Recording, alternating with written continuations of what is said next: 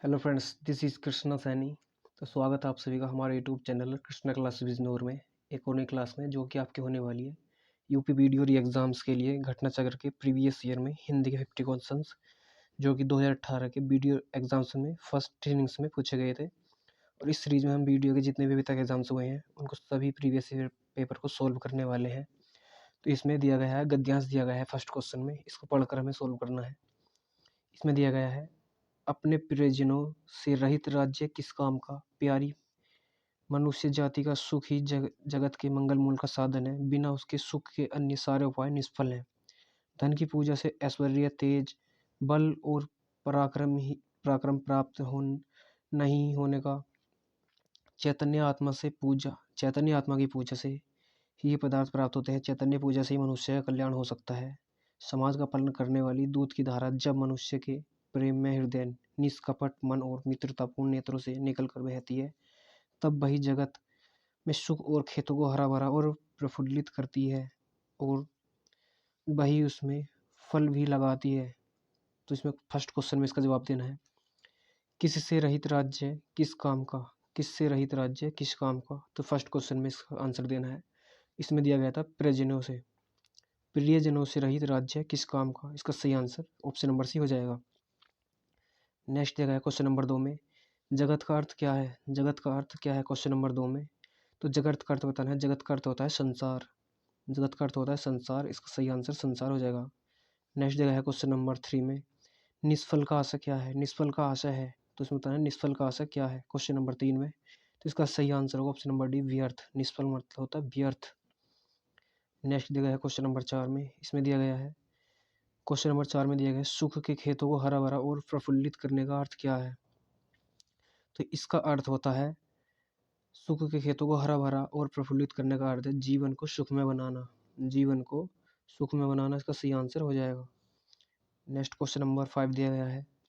इसमें दिया गया है निम्न में से दीर्घ स्वर कौन सा है। इसमें बताना है दीर्घ स्वर कौन सा है क्वेश्चन नंबर 5 में। तो इसमें दीर्घ स्वर है बड़ी ई जो हमारा दीर्घ स्वर है।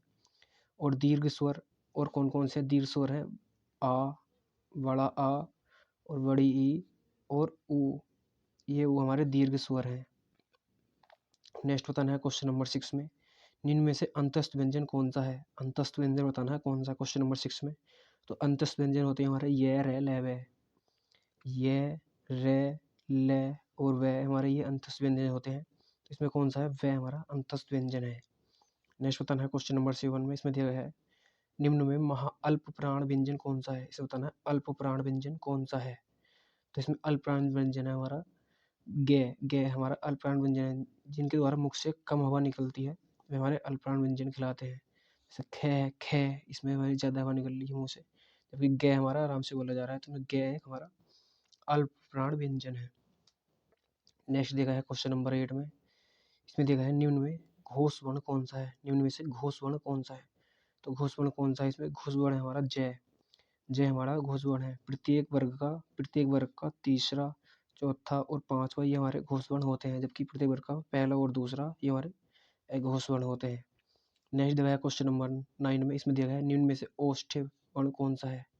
इसमें बताना औष्ठ्य वर्ण कौन सा है क्वेश्चन नंबर 9 में। तो औष्ठ्य वर्ण है हमारा ऊ। ऊ जो दिया गया है हमारा ऊ, ये होठों के द्वारा बोला जाता है। ऊ हमारा औष्ठ्य वर्ण है। दोनों होठों को स्पर्श से बोले जाने वर्ण औष्ठ्य वर्ण कहलाते हैं। नेक्स्ट बताना है क्वेश्चन नंबर 10 में। इसमें दिया गया है निम्न में योग रूढ़ शब्द कौन सा है। इसमें बताना है योग रूढ़ शब्द कौन सा है।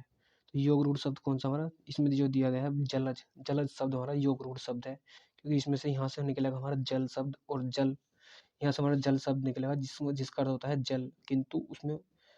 किंतु इससे कमल का अर्थ लिया जाएगा, क्योंकि जय जो दिया गया है बाद में ये हमारा कमल का अर्थ निकलता है जलज। तो पूरा वर्ड क्या बोलेगा, जलज कमल, अर्थात यह योग रूढ़ शब्द है।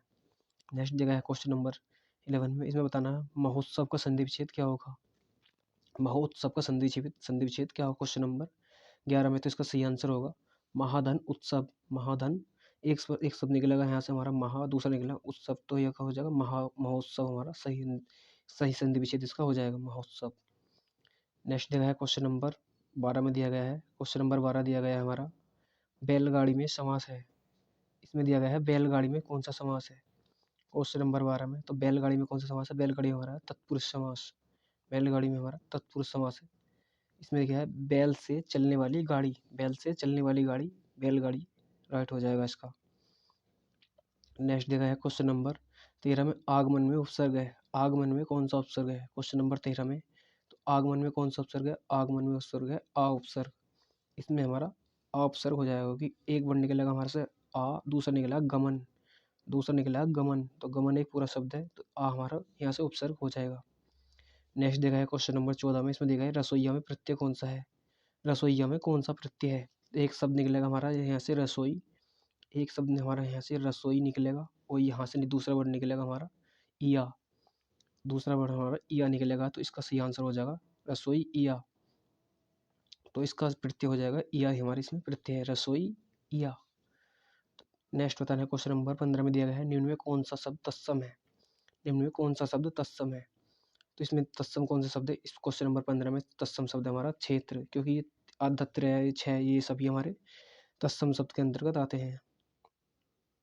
नेक्स्ट देखा है क्वेश्चन नंबर 16 में, इसमें बताना है निम्न में कौन सा शब्द तद्भव है?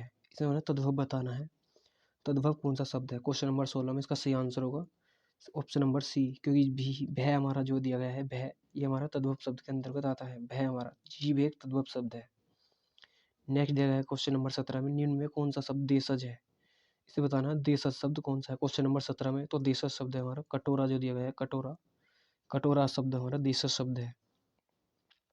नेक्स्ट दिया गया है क्वेश्चन नंबर 18 में, क्वेश्चन नंबर 18 दिया गया है, निम्न में कौन सा शब्द विदेशी है? निम्न में कौन सा शब्द विदेशी है? तो विदेशी शब्द कौन सा? हमारा टिकट, जो दिया गया है हमारा टिकट, टिकट शब्द हमारा ये विदेशी शब्द है, टिकट शब्द जो विदेशी शब्द है, ये टिकट शब्द अंग्रेजी भाषा का शब्द है, यह विदेशी भाषा का शब्द हो जाएगा। नेक्स्ट बताना है क्वेश्चन नंबर 19 में, इसमें दिया गया है निम्न में संज्ञा शब्द कौन सा है? निम्न में संज्ञा शब्द कौन सा है? क्वेश्चन नंबर 19 में, तो इसका सही आंसर होगा ऑप्शन नंबर सी, जो दिया गया है सी, सभा शब्द हमारा संज्ञा शब्द है। जिस संज्ञा से वस्तु या अथवा किसी व्यक्ति के समूह का बोध होता है उसे समूहवाचक संज्ञा कहते हैं, जैसे सभा, दल, गिरोह, गुच्छा, ये हमारे सभी संज्ञा शब्द कहलाते हैं। तो सभा हमारा एक संज्ञा शब्द है। नेक्स्ट बताना है क्वेश्चन नंबर 20 में, इसमें दिया गया है निम्न में सर्वनाम शब्द है, निम्न में सर्वनाम शब्द कौन सा है? क्वेश्चन नंबर 20 में, तो क्वेश्चन नंबर 20 का सही आंसर बनेगा इसमें कौन, जो कौन शब्द जो दिया गया है हमारा कौन, कौन एक हमारा सर्वनाम शब्द है, कौन एक सर्वनाम शब्द है। किसी भी संज्ञा के स्थान पर प्रयोग किए जाने वाले विकारी शब्द को सर्वनाम कहते हैं। और हिंदी में कुल हमारे 11 सर्वनाम है, हिंदी में कुल हमारे 11 सर्वनाम है, जबकि सर्वनाम के भेद कितने हैं? सर्वनाम के 6 भेद होते हैं, क्योंकि हिंदी में कुल सर्वनाम की संख्या 11 होती है। नेक्स्ट बताना है क्वेश्चन नंबर 21 में, क्वेश्चन नंबर 21 दिया गया है निम्न में विशेषण शब्द है, निम्न में से विशेषण शब्द कौन सा है? क्वेश्चन नंबर 21 में, तो इसमें विशेषण शब्द है हमारा उचित शब्द, जो दिया गया है उचित, उचित शब्द हमारा विशेषण है, यह गुणवाचक विशेषण है। जिस शब्द से संज्ञा की गुण, दशा, स्वभाव, स्वभाव आदि उसका प्रयोग होता है, लक्षित होते हैं, उसे गुणवाचक विशेषण कहते हैं। और यदि आपको क्लास पसंद आ रही है तो लाइक करें, कमेंट करके जरूर बताएं, और चैनल को सब्सक्राइब जरूर करें। तो नेक्स्ट क्वेश्चन दिया गया है क्वेश्चन नंबर 22 में, इसमें दिया गया है निम्न में प्रेरणार्थक क्रिया कौन सी है? निम्न में से प्रेरणार्थक क्रिया कौन सी है? जिसमें प्रेरणा दी जाए, किसी दूसरे के द्वारा प्रेरणा दी जाए, उसे प्रेरणार्थक क्रिया बोलेंगे। तो इसमें बताना है प्रेरणार्थक क्रिया कौन सी है। इसमें दिया गया है, इसमें दिया गया है उठाना, चमकाना, गिराना या देना।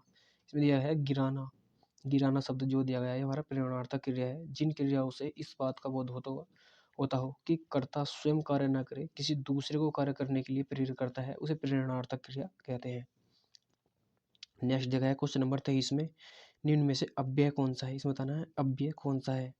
तो इस क्वेश्चन नंबर 23 में हमें अव्यय बताना है। तो इसमें अव्यय बनेगा हमारा ठीक शब्द, जो दिया गया है ठीक एक अव्यय है। ठीक शब्द जो है हमारा अव्यय है। ऐसे क्रिया विशेषण जो किसी दूसरे शब्दों से मेल नहीं बनते, मूल क्रिया विशेषण कहलाते हैं, जैसे ठीक, दूर, अचानक, फिर, ये हमारे अव्यय कहलाते हैं। नेक्स्ट दिया गया है क्वेश्चन नंबर 24 में, बताना है क्वेश्चन नंबर 24, पक्षी का पर्यायवाची क्या है? पक्षी का पर्यायवाची क्या है क्वेश्चन नंबर 24 में? तो पक्षी का पर्यायवाची बनेगा हमारा बिहग, बिहग जो दिया गया है बिहग पक्षी का पर्यायवाची है। पक्षी के अन्य पर्यायवाची कौन कौन से है? खग, पखेरु, परिंदा, अंडज, ये हमारे पक्षी के अन्य पर्यायवाची हैं। नेक्स्ट क्वेश्चन नंबर 25 में दिया गया है, इसमें दिया गया है जटिल का विलोम शब्द क्या होगा? तो जटिल का विलोम शब्द क्या होगा? तो जटिल का विलोम शब्द होता है हमारा सरल, जटिल का होता है सरल शब्द, जो दिया गया है ये हमारा जटिल का विलोम शब्द होता है।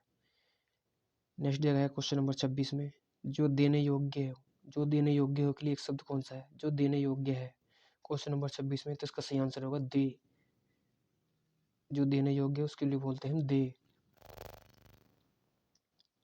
नेक्स्ट दिया गया है क्वेश्चन नंबर 27 में, इसमें दिया गया है दिन और दीन शब्द का सही सही अर्थ क्या है? दिन और दीन का सही अर्थ क्या है क्वेश्चन नंबर 27 में? तो इसका सही आंसर बनेगा दिवस और गरीब। इस दिन का होता है दिवस और इसका होता है दीन का गरीब, तो इसका सही आंसर हो जाएगा दिवस और गरीब। नेक्स्ट बताना है क्वेश्चन नंबर 28 में, इसमें दिया गया है निम्न में कौन सा शब्द अनेकार्थक शब्द है? निम्न में कौन सा शब्द एक अनेकार्थक शब्द है क्वेश्चन नंबर 28 में? तो इसका सही आंसर बन जाएगा अंबर। अंबर शब्द जो दिया गया है ये एक अनेकार्थक शब्द है। अंबर के अनेकार्थक है वस्त्र, आकाश, कपास और मेघ, इसके अनेकार्थक इसके बन जाएंगे। नेक्स्ट दिया गया है क्वेश्चन नंबर 29 में, नेक्स्ट क्वेश्चन नंबर 29 दिया गया है, इसमें पूछा गया है निम्न में से वर्तनी की दृष्टि से शुद्ध शब्द कौन सा है? निम्न में वर्तनी की दृष्टि से शुद्ध शब्द है, इसमें बताना है। इसमें दिया गया है पूज्य, परीक्षण, प्राण और परीक्षा, इसमें बताना शुद्ध शब्द कौन सा है? तो इसमें दे दिया गया है परीक्षा शब्द हमारा शुद्ध शब्द बन जाएगा। परीक्षा शब्द हमारा शुद्ध शब्द बन जाएगा, जबकि पूज्य, परीक्षण ये सब ये हमारे गलत दिए गए हैं। नेक्स्ट बताना है क्वेश्चन नंबर 30 में, इसे बताना है निम्न में वर्तनी की दृष्टि से अशुद्ध शब्द कौन सा है? निम्न में वर्तनी की दृष्टि से अशुद्ध शब्द है क्वेश्चन नंबर 30 में, तो इसका सही आंसर बनेगा, इसमें दिया गया अशुद्ध शब्द, इसमें दिया गया है प्रामाणिक, प्रादेशिक, माधुर्य, व्याप्त, इसमें अशुद्ध शब्द दिया गया है, अशुद्ध बताना है इसमें। तो अशुद्ध शब्द है हमारा प्रामाणिक शब्द जो दिया गया है ये हमारा अशुद्ध शब्द दिया गया है। प्रामाणिक शब्द की दृष्टि से यह अशुद्ध है, जिसका शुद्ध रूप क्या बनता है? इसमें हमारा ये बनता है हमारा प्रामाणिक, ये बनता है हमारा प्रामाणिक शब्द हमारा शुद्ध बनता है, क्योंकि इसमें आ हमारा नहीं लगा हुआ था, तो इसका सही आंसर बनेगा प्रामाणिक। नेक्स्ट दिया गया है क्वेश्चन नंबर 31 में, इसमें दिया गया है निम्न में अधिकरण कारक का प्रसर्ग कौन सा है? अधिकरण कारक का प्रसर्ग कौन सा है क्वेश्चन नंबर 31 में? तो इसका सही आंसर बनेगा अधिकरण। अधिकरण कारक का होता है मैं या पर, मैं या पर, इसका सही आंसर बन जाएगा ऑप्शन नंबर ए, मैं या पर अधिकरण का प्रसर्ग होता है। नेक्स्ट बताना है क्वेश्चन नंबर 32 में, इसमें दिया गया है निम्न में पुल्लिंग शब्द कौन सा है? निम्न में पुल्लिंग शब्द कौन सा है? तो स्त्रीलिंग व पुल्लिंग की पहचान होती है। इसमें दिया गया है क्षमा, घटना, क्षेत्र, रीति, इसमें कैसा और कैसी से हम स्त्रीलिंग या पुल्लिंग की पहचान करते हैं, इसमें दे दिया गया है क्वेश्चन नंबर 32 में। तो क्षेत्र शब्द जो दिया गया है हमारा क्षेत्र कैसा है, ये हमारा पुल्लिंग शब्द है, जबकि क्षमा कैसी है, घटना कैसी है, रीति कैसी है, ये सभी हमारे स्त्रीलिंग शब्द है। क्षेत्र कैसा है ये हमारा पुल्लिंग शब्द हो जाएगा। नेक्स्ट बताना है क्वेश्चन नंबर 33 में, इसमें दिया गया है निम्न में स्त्रीलिंग शब्द कौन सा है? स्त्रीलिंग की पहचान करनी है। दुख कैसा है, लेख कैसा है, स्पर्श कैसा है, या गरिमा कैसी है? गरिमा शब्द जो दिया गया है हमारा ये हमारा स्त्रीलिंग शब्द हो जाएगा, तो इसका सही आंसर गरिमा शब्द हो जाएगा। नेक्स्ट दिया गया है क्वेश्चन नंबर 34 में, इसमें दिया गया है किसका प्रयोग सदैव बहुवचन में होता है? किसका प्रयोग सदैव बहुवचन में होता है क्वेश्चन नंबर 34 में? तो इसका सही आंसर हो जाएगा ऑप्शन नंबर ए, दर्शन। दर्शन शब्द का प्रयोग हमेशा बहुवचन में किया जाता है। नेक्स्ट दिया गया है क्वेश्चन नंबर 35 में, दिया गया है क्वेश्चन नंबर 35, इसमें पूछा गया है हमसे निम्न में भूतकाल का उदाहरण है। निम्न में भूतकाल का उदाहरण कौन सा है क्वेश्चन नंबर 35 में? तो इसमें दिया गया है मैं जाता हूँ, राम घर गया था, वह आ रहा है, वह पुस्तक पढ़ेगा। तो इसमें भूतकाल का उदाहरण बताना है, तो इसमें दिया गया है राम घर गया था।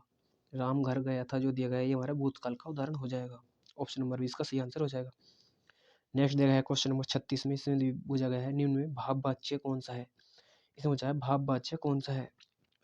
तो क्वेश्चन नंबर 36 में इसका सही आंसर हो जाएगा, इसमें दिया गया है मोहन पुस्तक पढ़ता है, श्याम पत्र लिखता है, मोहन से बैठा नहीं जाता, पत्र लिखा जाता है। और जिस भी शब्द में हमारा नेगेटिव सेंस बनता है, नेगेटिव सेंस जिस भी बनता है वो हमारा भाव वाच्य के अंतर्गत आता है। जिसमें दिया गया है मोहन से बैठा नहीं जाता, मोहन से बैठा नहीं जाता, तो ये हमारा भाव वाच्य के अंतर्गत आ जाएगा, इसका सही आंसर होगा मोहन से बैठा नहीं जाता। नेक्स्ट है क्वेश्चन नंबर 37। क्वेश्चन नंबर 37 दिया गया है इनमें कौन सा वाक्य मिश्र वाक्य है? इसमें जो है विद्वान सब जगह पूजा जाता है, अच्छा लड़का माता पिता की आज्ञा मानता है, वह पुस्तक राम की थी, जब सवेरा हुआ तब हम लोग बाहर गए, जब सवेरा हुआ तब हम लोग बाहर गए, तो इसका सही आंसर बनेगा ऑप्शन नंबर डी, जब सवेरा हुआ तब। इसका बनेगा जब और तब, ये सभी हमारे मिश्र वाक्य के अंतर्गत आते हैं। जब सवेरा हुआ तब हम लोग बाहर गए, तो इसका सही आंसर ऑप्शन नंबर डी हो जाएगा। नेक्स्ट दिया गया है क्वेश्चन नंबर 38 में मैंने विद्यालय जाना है, मैंने विद्यालय जाना है वाक्य में अशुद्ध अंश है। मैंने विद्यालय जाना है वाक्य में अशुद्ध अंश कौन सा है? क्वेश्चन नंबर 38 में इसमें दिया गया है मैंने विद्यालय जाना है, ये हमारा इसमें मैंने शब्द जो दिया गया है ये हमारे अशुद्ध दिया गया है। इसकी जगह आता है मुझे विद्यालय जाना है, मुझे विद्यालय जाना है, तो इसका सही आंसर हो जाता। नेक्स्ट जगह है क्वेश्चन नंबर 39 में, इसमें वो जगह है प्रश्न चिन्ह कौन सा है? इसमें बताना है प्रश्नवाचक चिन्ह कौन सा है? तो प्रश्नवाचक चिन्ह सभी जानते हैं। तो प्रश्नवाचक चिन्ह किस प्रकार से लगता है? ऑप्शन नंबर बी, इस प्रकार से प्रश्नवाचक चिन्ह लिखा जाता है। नेक्स्ट पूछना है क्वेश्चन नंबर 40 में वो जगह है आसमान फट जाना, मुहावरे का सही अर्थ क्या है? आसमान फट जाना, तो आसमान फट जाने का इसका सही आंसर होगा ऑप्शन नंबर डी, अचानक आफत आ जाना, अचानक आफत आ जाना, आसमान फट जाना। नेक्स्ट क्वेश्चन नंबर 41 दिया गया है, क्वेश्चन नंबर 41 दिया गया है स्वावलंबी होने के लिए सही मुहावरा है, स्वावलंबी होना के लिए सही मुहावरा कौन सा है? क्वेश्चन नंबर 41 में, तो इसका सही आंसर हो जाएगा ऑप्शन नंबर सी, पैरों पर खड़ा होना, अपने पैरों पर खड़ा होना, स्वावलंबी होना सही आंसर हो जाएगा इसका। नेक्स्ट दिया गया क्वेश्चन नंबर 42 में, इसमें पूछा गया बोए पेड़ बबूल के आम कहाँ से होए, लोकोक्ति का सही अर्थ बताना है। बोए पेड़ बबूल के तो आम कहाँ से होए, इस पंक्ति का लोकोक्ति का सही अर्थ बताना है, क्या होगा क्वेश्चन नंबर 42 में? तो इसका सही आंसर हो जाएगा ऑप्शन नंबर बी, जैसा कर्म करोगे वैसा फल मिलेगा, जैसा कर्म करोगे वैसा फल मिलेगा, इसका सही आंसर हो जाएगा। नेक्स्ट जगह है क्वेश्चन नंबर 43 में, इसमें वो जगह है लाभ ही लाभ अर्थ के लिए सही लोकोक्ति है, लाभ ही लाभ, लाभ ही लाभ अर्थ के लिए सही लोकोक्ति कौन सी है क्वेश्चन नंबर 43 में? तो इसका सही आंसर हो जाएगा पांचों उंगलियां घी में, पांचों उंगलियां घी में लाभ ही लाभ के लिए सही आंसर हो जाएगा, पांचों उंगलियां घी में। नेक्स्ट जगह है क्वेश्चन नंबर 44 में, इसमें दिया गया है मूल पाठ का व्याख्या के साथ अनुवाद क्या कहलाता है? मूल पाठ व्याख्या के साथ अनुवाद कहलाता है, इसमें बताना क्या कहलाता है? तो मूल पाठ का व्याख्या के साथ अनुवाद क्या कहलाता है? ये कहलाता है हमारा व्याख्या अनुवाद, व्याख्या अनुवाद कहलाता है। नेक्स्ट जगह है क्वेश्चन नंबर 45 में, इसमें वो जगह है ब्रज हिंदी की किस उपभाषा के अंतर्गत है? ब्रज जो दिया गया है, ब्रज, ब्रज क्षेत्र हिंदी की किस उपभाषा के अंतर्गत आता है? तो ब्रज क्षेत्र हमारा किसके अंतर्गत आता है? पश्चिमी हिंदी के अंतर्गत आता है, पश्चिमी हिंदी के अंतर्गत ब्रज क्षेत्र हमारा आता है। नेक्स्ट जगह है क्वेश्चन नंबर 46 में, इसमें दिया गया है अमेंडमेंट के लिए सही सटीक हिंदी अनुवाद क्या होगा? अमेंडमेंट, तो अमेंडमेंट क्या होता है हमारा? क्वेश्चन नंबर 46 में अमेंडमेंट होता है हमारा संशोधन, अमेंडमेंट होता है हमारा संशोधन, इसका सही आंसर हो जाएगा। नेक्स्ट दिया गया है क्वेश्चन नंबर 47 में, क्वेश्चन नंबर 47, अगर आपको क्लास थोड़ी भी अच्छी लगी हो तो लाइक जरूर करें और कमेंट कर जरूर बताएं। तो नेक्स्ट क्वेश्चन दिया गया है क्वेश्चन नंबर 47, सूर सागर के रचयिता कौन है? सूर सागर के रचयिता कौन है क्वेश्चन नंबर 47 में? तो सूर सागर के रचयिता हमारे सूरदास, सूरदास जो दिए गए हैं ये हमारे सूर सागर के रचयिता है। भक्ति काल के सगुण मार्गी एक कृष्ण काव्यधारा के कवि सूरदास जी की रचनाएं कौन कौन सी है? सूर सागर, सूर सरावली और सत्य लहरी हमारे सूरदास की रचनाएं हैं। नेक्स्ट जगह है क्वेश्चन नंबर 48 में, क्वेश्चन नंबर 48 जगह है निम्न में रीतिकाल के कवि कौन सा है? निम्न में रीतिकाल का कवि कौन सा है क्वेश्चन नंबर 48 में? तो इसमें दिया गया है जयशंकर प्रसाद, सूर्यकांत त्रिपाठी निराला, बिहारी या सुमित्रा नंदन पंत। तो रीतिकाल के कवि कौन से होंगे? रीतिकाल के कवि होंगे बिहारी, बिहारी जो दिए गए हैं हमारे ये रीतिकाल के कवि हैं, बिहारी रीतिकाल के कवि हो जाएंगे, बिहारी, बिहारी हमारे रीतिकाल के कवि हो जाएंगे। नेक्स्ट जगह है क्वेश्चन नंबर 49 में, इसमें वो जगह है उसने कहा था कहानी के लेखक कौन है? उसने कहा था कहानी के लेखक कौन है क्वेश्चन नंबर 49 में? उसने कहा था कहानी के लेखक कौन है क्वेश्चन नंबर 49 में? इसका सही आंसर होगा चंद्रधर शर्मा गुलेरी, चंद्रधर शर्मा गुलेरी जो दिए गए हैं ये हमारे उसने कहा था कहानी के लेखक हैं। नेक्स्ट दिया है क्वेश्चन नंबर 50, इसमें दिया गया है उर्वशी किसका काव्य है? उर्वशी किसका काव्य है?